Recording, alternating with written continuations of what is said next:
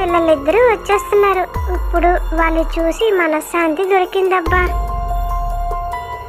వెళ్ళండి అమ్మా, చాలా అలసిపోయి వచ్చారు. భోజనం చేసి తొందరగా పడుకోండి. అక్క, వాడు మనతోనే వచ్చేసాడు.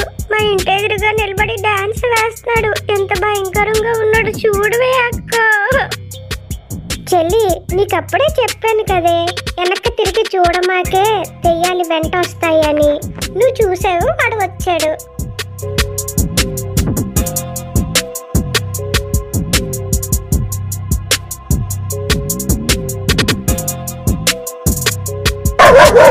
ఈ కుక్కకి నా గురించి అంతా తెలుసుకున్నట్టుంది.